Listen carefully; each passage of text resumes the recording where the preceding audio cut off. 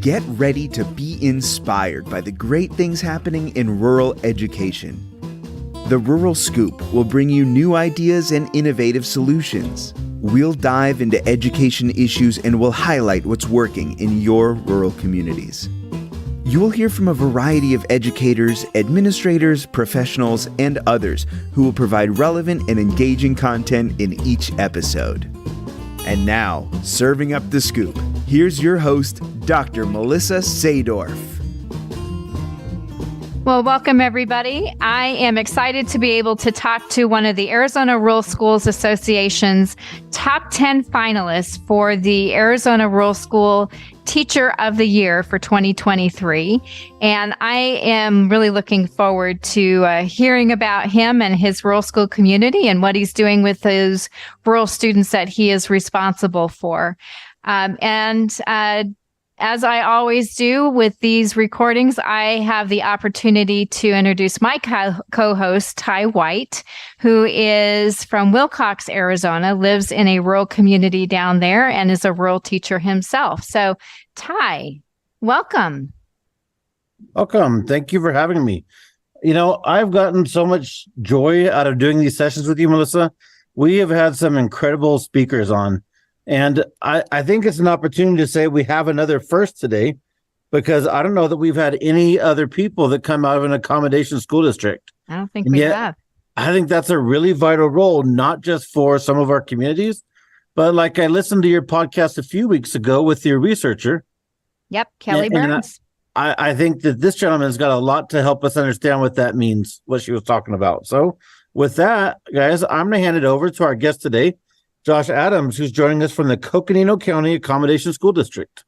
I'm glad to be here. Thank you guys for inviting me to do this. Up in Page, you know, we're kind of like a lost, I don't know, it's just people don't seem to know where we're at or where we're going or what's happening out here. So it's a good chance to try to put Page on the map for more than just maybe Horseshoe Bend or the lake. So. And some pretty vistas near the Grand Canyon, right? Yes. Well, we're glad to have you here, and thanks for being willing to spend some time on a Friday afternoon, folks. That's how dedicated he is to rural students and rural education. So with that, Ty, why don't you get us kicked off here? So I'd like to know about your story. When did you know you wanted to be an educator? What did that process look like for you? I really didn't want to be an educator. When I was in high school, like I took the AVID. It said firefighter, teacher, policeman, nurse. And I looked at teacher and I was like, no, absolutely, positively not. Like it wasn't even a thought process until probably after high school. I got a chance to work at my former basketball coach's summer camp. It was a Arizona sports camp out in Prescott. And I got to be a counselor and just working with the youth, working with the little kids, teaching them skills in basketball and how to improve. That was my first like little seed that I could do this. I could work with kids. And then like after that, I still wasn't thinking about teaching. Like teaching wasn't on my mind. I went through NAU, I graduated with a degree, and I should have changed my major to BSED, and I could have got my teaching certificate while I got my undergrad. But no, I was going to just, I was looking at places like Park Service. I was going to be a botanist for the Park Service. I had worked 2 summers doing that for the National Park Service. And then I was like, oh, I could do the Forestry Service. Oh, I was looking for Abbott Labs. I was looking for any type of employment after I had my degree. And I just I had some really crappy jobs after college. And I just needed something. I had a family I was trying to take care of. And that seed kind of germinated a little bit. And I was like, I'm going to go back. I'm going to get my BSED or my postbaccalaureate in teaching certificate so that I could end up going back and teaching. And that 1.5 years of working as a hospital housekeeper, code reds, code yellows, those weren't fun. cleaning those Code Browns up. I was the housekeeper, so anything the CNA didn't want to do, that was my job. So a year and a half of doing that just really dedicated me to finding something that I could call a career, that I could see myself doing. And I got a chance to go and be a student teacher at the high school I graduated at from Cactus High School. I got to work. My advisor for my sponsor for the All-Star Club that I was in high school is now the principal. And I was like, oh, she's going to hire me once I finish. And I got a job in the district, just not at her school. And I kind of fell in love with it. Just absolutely fell in love with it. I was able to coach. So I really got to do what I wanted to do when I had that seed. I got to be, what else? I was a coach. I was a sponsor for different clubs. I just got to relive my high school days, and I enjoyed high school. So most of the teachers I hear that are up here teaching with me, they either loved high school or they hated it. And I definitely loved mine.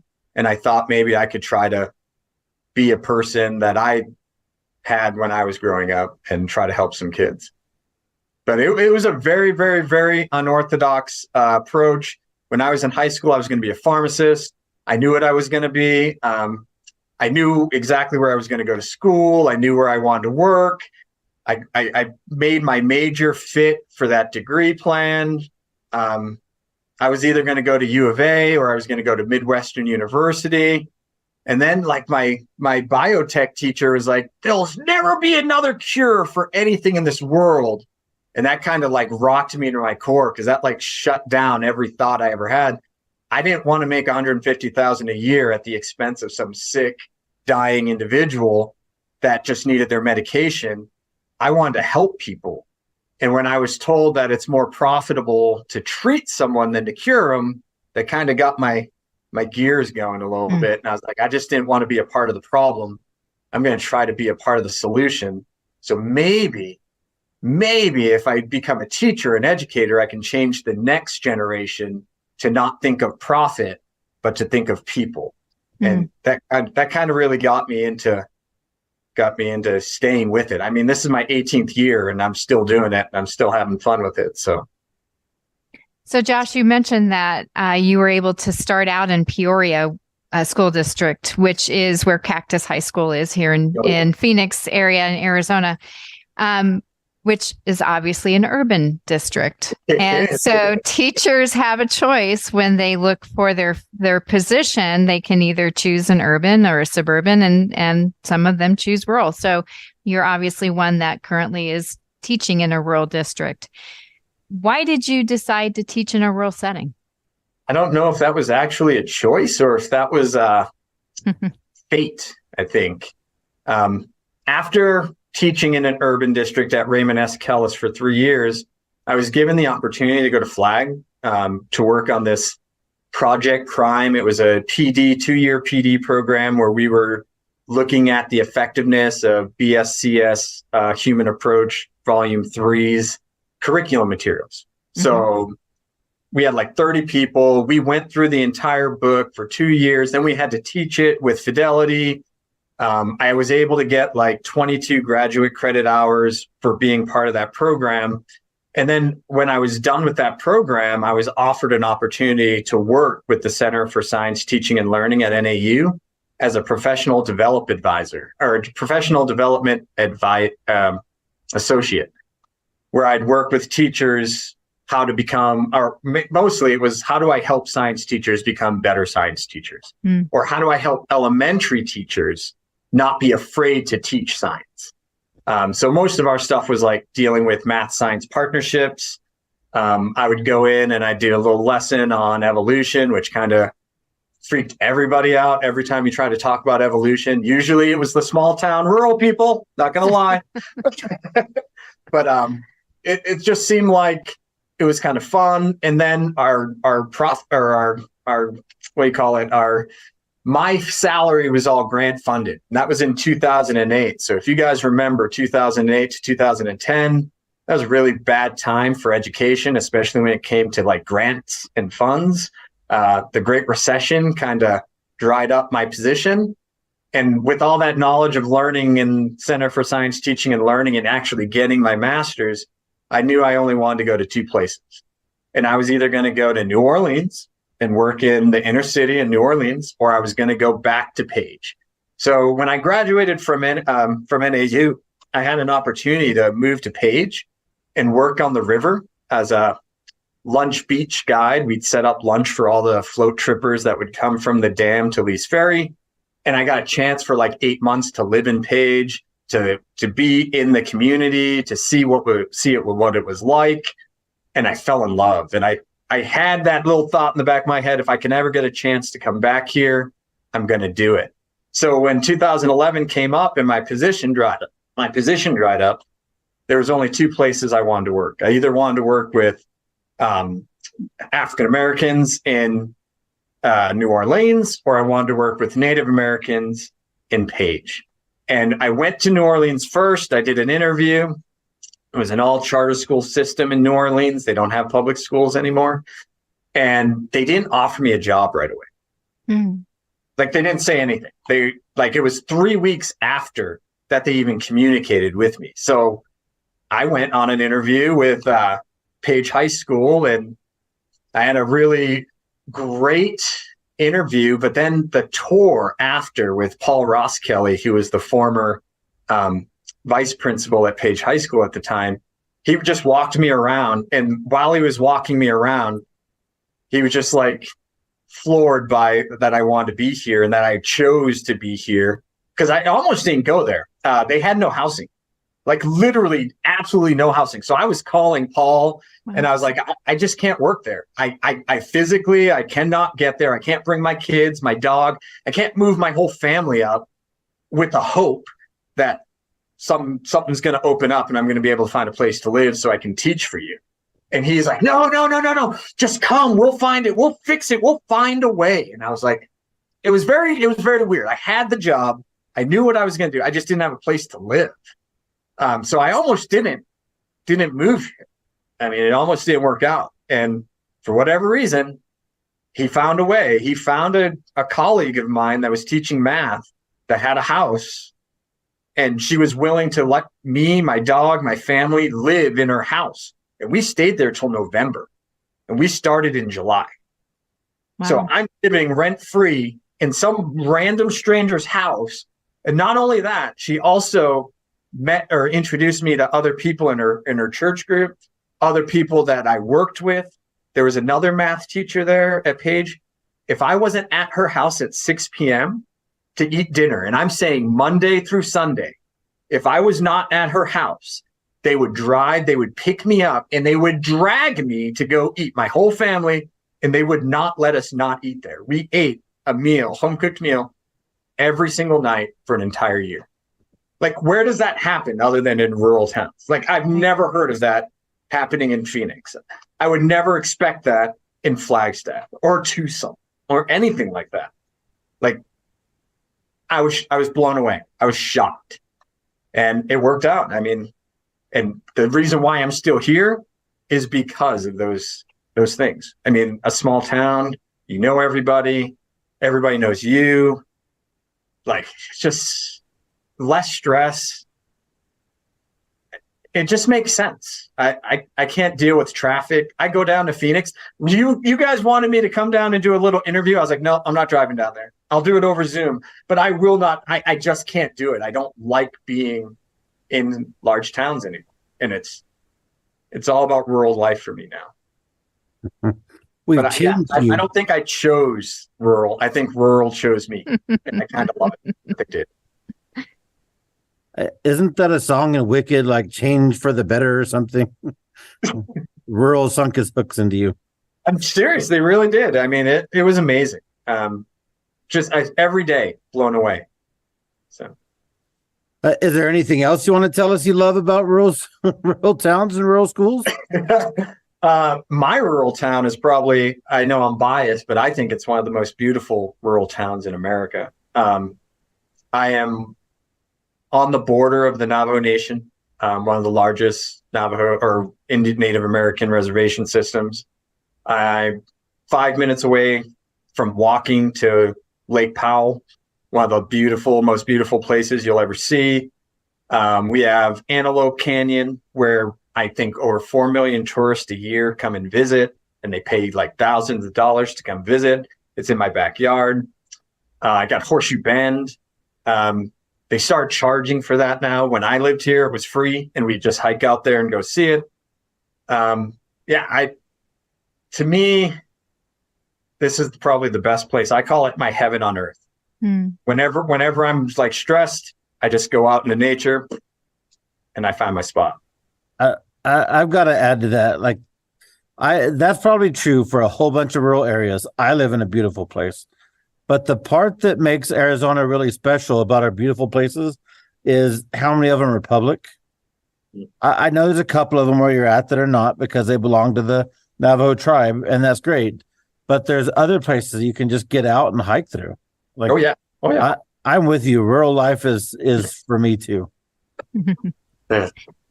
So teaching in a rural setting does offer some unique opportunities, and you've mentioned a few of them, but they potentially have barriers as well. So in your teaching experience, at whether it's Page or any other rural area that you're familiar with, what are some of the challenges that teachers face in those rural communities, and how have you in particular overcome any that you've encountered? Man, I don't know. The biggest challenge I'm looking at is just attendance, like just getting kids in the building. Once they're there, then I'm actually capable of doing something about it. But if they're never there, it's very stressful. And I know that's not just in rural towns. I know it's not just in Arizona. I know it's like worldwide. But that's my biggest issue. We don't have fighting. I mean, we do, but it's not. My first day teaching at Raymond S. Kellis, I broke up 3 fights on the first day of school. Wow. Like literally 3 fights in the middle of it. At Page High School, I think I've seen 3 fights in 10 years. Like those issues aren't really the big deal. It's just dealing with the effects of poverty. And that's usually poverty based on trauma. And that's my biggest issue. And it resides in they don't come to school. A, they don't feel safe. B, they're on flight or flight response all the time. They're just living, they're surviving. It's survival mode. So no education is going on anyways. So that's my biggest challenge. How do I deal with kids that especially at my accommodation school district, my alternative school, I know 98% come from abuse, neglect, just don't know when they're going to eat, don't know where they're going to sleep at night, homeless. I've had issues where kids just wandering the streets at night, didn't even know where to go. And once they're in the school, what I like to do is I just try to make them see that I care about them. Like not as a student, not as, hey, you need an A or a B or a C, just like, hey, are you okay? Are you okay as a human being? What can I do? What can I help you with? Do you need food? Do you just need someone to talk to? Do you need someone to vent with? Do you need help with getting through? How do you deal with probation? Do you need guidance? Do you need an idea? I just want to be there for them because most of them don't have an adult in their life that they can go to. And that's just troubling to me. Yeah. So that's my biggest issue is like, how do I deal with poverty? How do I deal with trauma? How do I deal with kids not being in school? And I really just want them to know as a human being, you matter to me. And if you matter to me, hopefully you'll start mattering to yourself. And I mean, my first real experience at the accommodation school district, we had a student for the first year. She came every single day, every day. She did absolutely nothing, not one thing. She'd come, she'd put her head on the desk and she would sleep the entire day. You try to wake her up, you try to get her engaged, you try to just get her to do stuff, nothing. You couldn't do anything, right? She just wanted a safe place. And we knew as educators that even if she does absolutely nothing for this whole year, she's in a better place than she would be if she was out on the streets doing God knows what. Yep. What happened right after that next year, she graduated with 0 credits in 1 year. She got all of her credits because she felt that it was safe. She knew people cared. She knew that we gave her that year just to feel us out and not get in her face, not scream at her, not yell at her, not chide her for not coming to school or not doing this work. We just let her be. And then when she became comfortable, she finished. And it's like all of our kids are like that. They just need to know that someone cares about them. They just need to know that someone has their back, and then they're willing to work. And they'll go through the wall for you if you want them to. And if I was at Page High School, I'm not trying to bash Page High School, but if an administrator walked in and that child's head was on the desk and I didn't go up and try to keep them engaged, you know what I would have been written as? Oh, you were unattentive teacher. You weren't keeping 95% of your students on task, 95%. Like at our place, we just knew it was the right thing to do. And I had that ability and I had that respect for my principal. I wasn't worried. So, I mean. Yeah, the relationship. Yeah, it is. It's all about relationships. And until they know that there's one, there's nothing they can do. There's nothing they will do. So. I've said, and part of this came from my experience in the charter school, that there's a role for these other models and these other types of school, and that you've got to use them so that you find those kids so that you don't lose them. So that's a pretty powerful story. Yeah. And it happens a lot. Like that's what we deal with at our school. Until they feel safe with you, they're not going to do anything. So you've already kind of addressed this question, but I want to tease it out of you a little bit more. You talked about mentoring clubs. You talked about some of the things you've done. I want to hear about all the different hats you wear. I want to hear some specific stories about the different groups and mentor programs that you've used to reach more kids. All right. So it first started, I was just a coach. I mean, no one's just a coach. I shouldn't say it like that. But I was a basketball coach. I was a track coach. And what I learned was when you're in a different environment, kids look at you differently and you look at those kids differently and you build a much different relationship than in the classroom. It actually builds my relationship in the classroom when I'm engaged with you doing something you like as a coach. My basketball players never had a problem in my classroom. I could tell them A, B, or C, do it right now.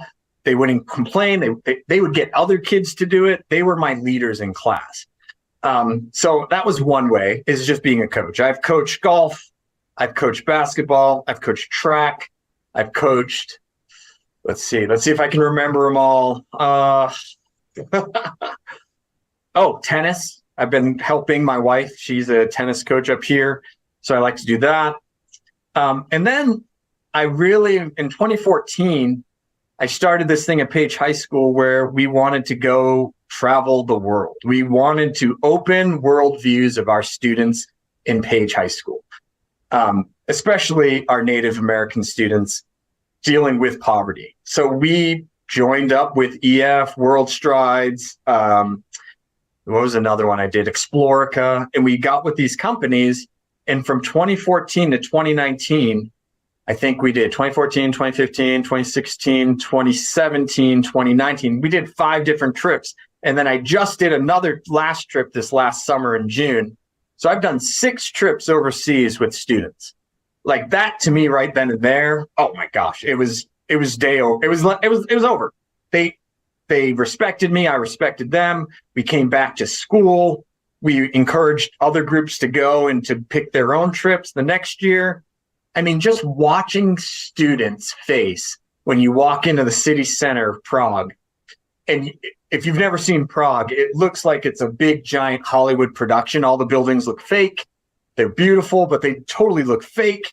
And my kids, just their mouths, they were like they've never seen anything like that in their life. And I was like, I lived for that moment right there. The fact that you just saw something that you didn't think you would ever see, and you got the opportunity to do it in high school.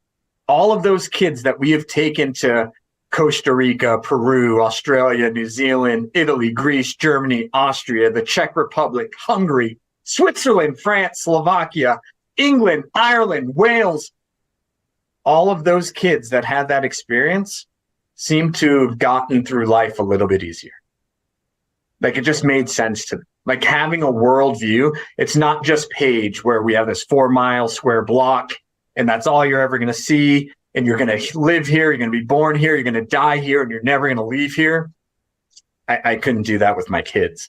And my students, to save money to do those trips, I had one student, oh my gosh, she sold 400 Navajo taco tickets at $10 a pop.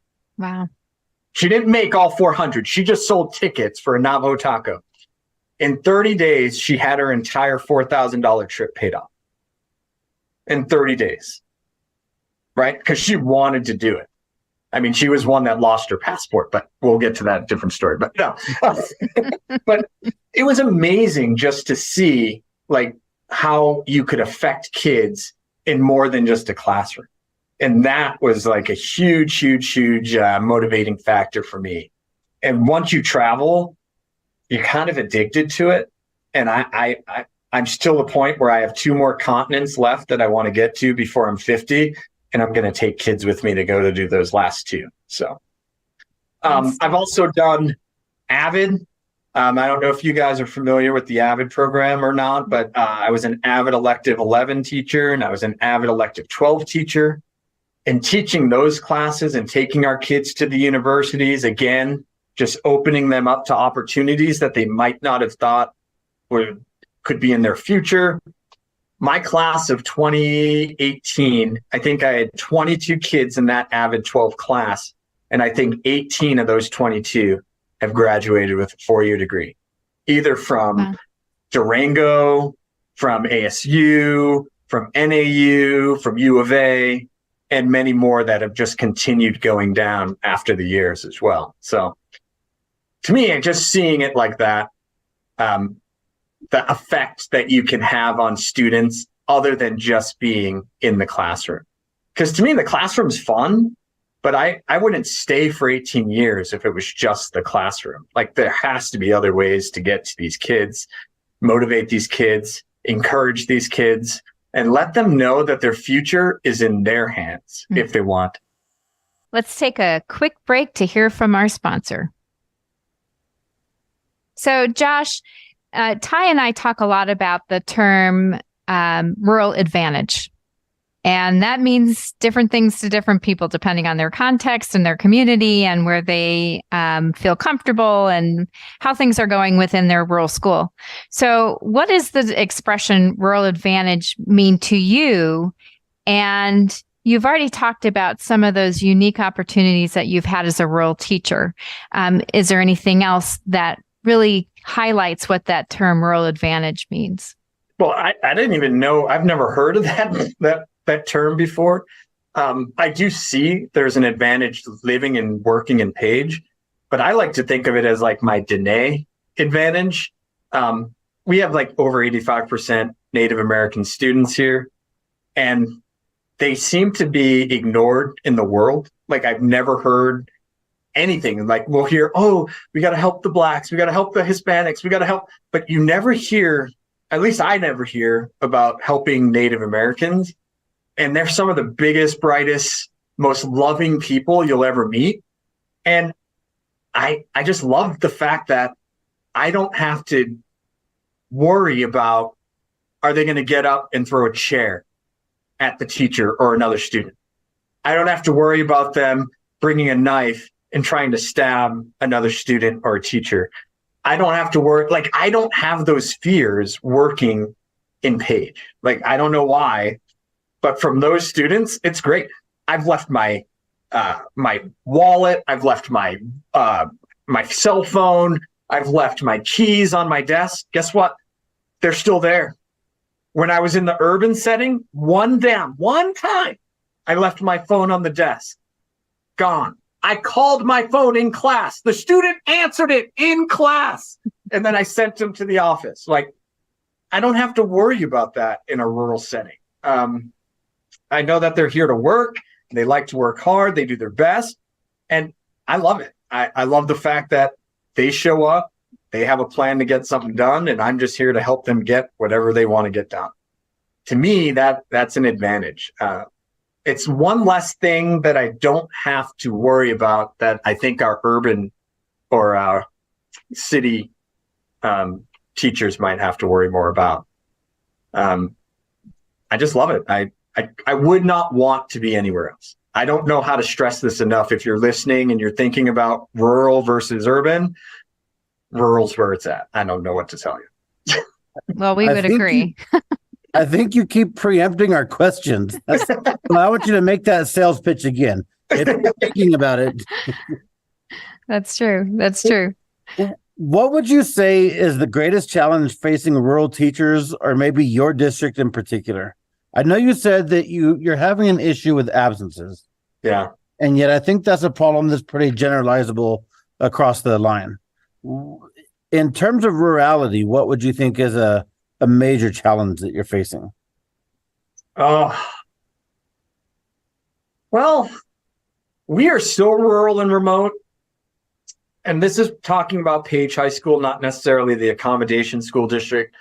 My decade that I worked up at Page, to me, it was just the travel. Like, if I wanted to do extracurricular, our closest place that we had to travel to play any other sport or any other team was an hour and a half away. Mm-hmm. That was our closest place. And then if we had to go to Phoenix, now you're talking about 5 hours on a bus. I mean, those are issues that I think most rural people have. I mean, especially with extracurricular. I don't know about the biggest. I guess the biggest would be poverty. Poverty is the biggest. I mean, and every issue that comes with poverty. So trauma, like, how do I get kids to feel safe in my class when every adult in their life has let them down? Like, how do I get them to even come in the first day so I can show them how useful I could be to help them in their lives when they can't even get enough courage just to go through the door? To me, I guess that would be the absolute biggest. And I don't have an answer. If I had an answer, I'd be a billionaire right now. I'd do these PLC to 4 PLCs and sell my answer to everybody, and I'd be rich. But I don't know what to do with poverty. I mean, the biggest thing I'm trying to do is just let them know I'm here. And it's going to take time. I'm not in a rush. If a kid didn't get credit that semester, he'll come back next semester. We'll try it again. If he fails that semester, it's okay. We have until you're 22. We'll try it again. And it's just not being in a rush for them and just allowing them to dictate when they're ready. You know, that's what I'm trying to do. And it seems to work. This year, a little bit more harder than past years, but it's starting. I think it's going to work out that way. Josh, is housing still an issue for your community? Is that something? Because I know that across the state, many people are getting involved in teacherages in one way or another, whether it's repurposing older buildings or building tiny homes or, thinking outside of the box about teacher housing. Is that still something that you're struggling with in your area? It is it's impossible. We can't even get housing for teachers here. And whenever we try to, like, we have a new development being built right now. It was supposed to be for low income, affordable housing. Their vision at the city of affordable housing is $478,000 for a 3-bedroom, 3-bath condo. Who on a teacher's salary, even if you had 2 teachers, could afford that mortgage at 7%? So yes, housing is a huge thing. The biggest issue is because we're a tourist town, everybody that has a house makes it a VRBO or an Airbnb. Right. So now we don't even have rentals for people. That is huge. I did see that, was it Camp Verde or Chino Valley? One of those places. Yep. They started building like homes for their teachers, like little tiny homes. We were talking about doing that here. We have the space. We could even have our students at Page High School in the construction trades build them. But our biggest issue is if the teachers lived on those campuses, they would have to abide by the rules of the campus. So telling a 22-year-old they can't have alcohol in their building because it's on school grounds, I don't know how that would work. And that seems to be our biggest obstacle with going through with that. I don't know why we're not, because every year, our turnover in this area, 60%. Yeah, it's high. So now so you have to come back and find, housing for these people. And it's impossible. Like I said, I would not have been here if it wasn't for that one teacher that opened up her house. I would have still been in Phoenix. I'm not disagreeing with you. I think that's a real problem everywhere. I think Dr. Seedorf has highlighted some of the visionaries trying to help solve that problem in the state. Yeah, there are a few that are doing some things really forward thinking about teacher housing. And you mentioned one of them, John Scholl, who's the superintendent up in Chino Valley. They just had teachers move into those tiny homes that you referenced. So it is working. It is working, but it would be nice to see it more broadly across the state, because I know it is an issue. If you want to get them in, they need a place to stay, right? Like Tuba City and other places, deep reservation like Chinle and Pinyon, they have teacher housing. And it's at $200 a month. I have a friend working at Tuba City, and he's paying $200 a month for his housing. I'd sign up for that. I don't know who wouldn't sign up for that. So before we close out, I just got to ask, is there anything we haven't covered in here that you'd like to tell our listeners about? Yeah, I mean, I think some people that come to rural that might have come from somewhere else might have beliefs about students that might be a bias to those students. So I would say if you're going to be a teacher and an educator in today's world, you need to get out of your own head. These kids are not like you. If you would have done this, that doesn't mean they would do this. And I have a lot of teachers that are like, well, they're going to cheat. I would cheat. And I'm like, you can't think of them as you. You would do that as you. Do not treat them as you. Treat them as them. Like, what do you know about them? And that's my biggest beef. Like, I just can't stand when teachers hurt students with their own biases. You can't do this. This is too hard for you. You're sped. You can't do it. Let's make it. These kids can do anything if they're given the right tools and they're given someone a belief in them from someone else. They can do anything. Every single one of them. So if you're going to be a teacher, please check your biases at the door, learn about your students, get to know them on a personal level, find their strengths, find their weaknesses, but focus on their strengths and how you can help them achieve whatever they want in this world. And by doing that, you will change the world one student at a time. So those are some great words to wrap on. That's good. Yeah. One student at a time. That's it. That's it. Well, Josh, congratulations on being an ARSA Top 10 finalist for Teacher of the Year for 2023. And thanks for spending part of your Friday afternoon before, at least I'm getting fall break coming up pretty soon. So really do appreciate the time and learning more about you and your rural community. Well, thank you so much for having me. It was a pleasure, and I'd do it anytime. So. Thank you so much for listening to The Rural Scoop. Please be sure to rate, review, and subscribe, or even leave us a comment. And be sure to follow on Twitter at Dr. Seedorf. That's Dr_SADORF, so that you never miss a new release. You can also check out previous episodes of The Scoop wherever you get your podcasts. Production support for The Rural Scoop is provided by Chattanooga Podcast Studios. Find out more at ChattanoogaPodcastStudios.com. See you next time for more great discussions about rural education.